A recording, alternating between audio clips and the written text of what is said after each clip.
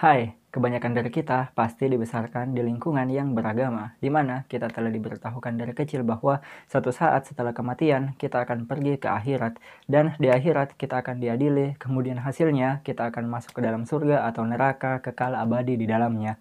Hal ini membuat segala aspek kehidupan kita dipengaruhi oleh agama yang kita anut, dan kematian dalam sudut pandang ini bukanlah sebuah akhir, namun cuma sekedar pintu menuju ke kehidupan abadi. Setelah tumbuh dewasa, mungkin saja sebagian kecil dari kita itu tidak lagi mempercayai agama beserta cerita tentang akhirat ini, sehingga membuat kita khawatir bagaimana seandainya suatu saat kita mati, apakah kehidupan akan berhenti begitu saja.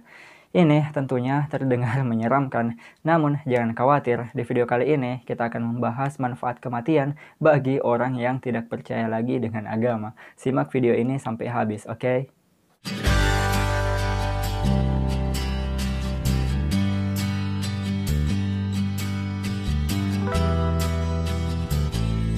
Ada sangat banyak cerita tentang akhirat dari berbagai agama yang berbeda. Ada yang menganggap setelah mati kita akan ke surga dan neraka. Ada juga yang menganggap kita akan terlahir kembali sebagai orang lain atau reinkarnasi.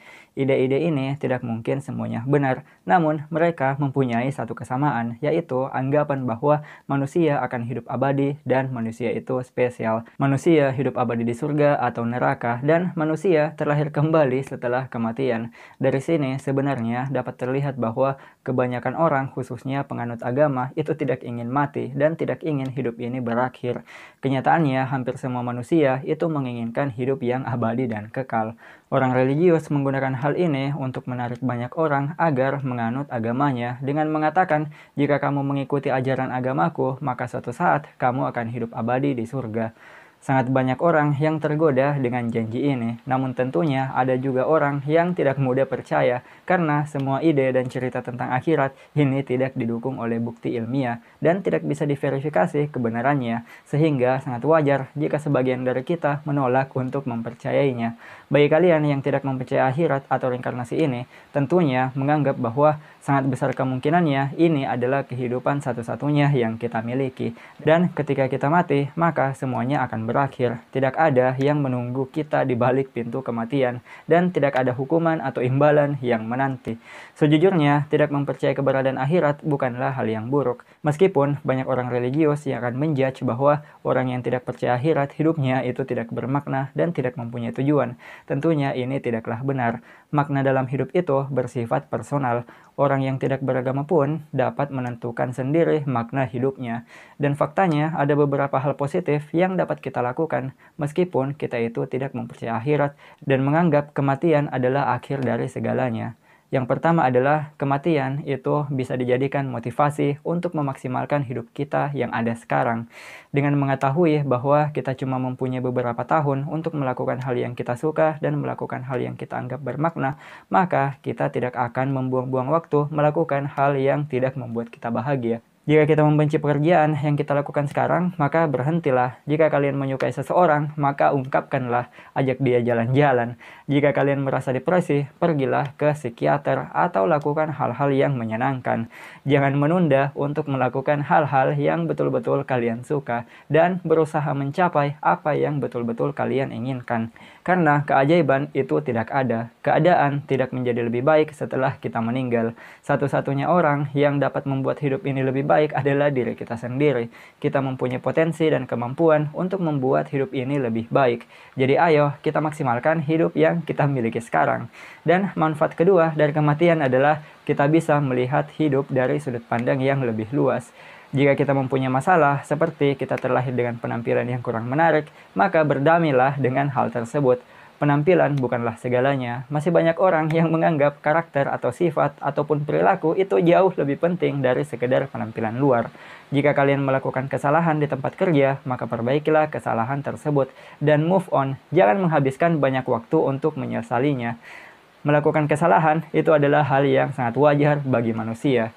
Jika kalian mempunyai konflik dengan seseorang, maka berdamailah segera. Jika kalian merasa bersalah, maka minta maaflah. Jika orang tersebut tidak memaafkan, ya lupakan saja. Jangan membuang banyak waktu memikirkan seseorang yang tidak penting dalam hidupmu.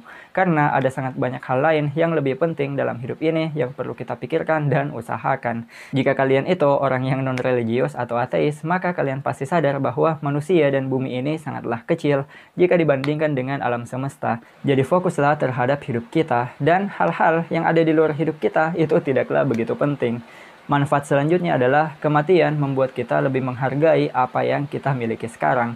Ada pepatah yang mengatakan, jalani harimu seolah ini adalah hari terakhir dalam hidupmu. Dengan mengetahui bahwa ini adalah satu-satunya hidup yang kita miliki, maka kita akan mudah untuk menentukan prioritas. Seperti kita akan berfokus menghabiskan waktu bersama orang-orang yang kita sayangi. Kita akan lebih berani mengambil resiko dan melakukan hal-hal yang kita senangi tanpa perlu menunggu persetujuan orang lain. Apalagi kita sadar bahwa kematian dapat terjadi kapan saja dan di mana saja.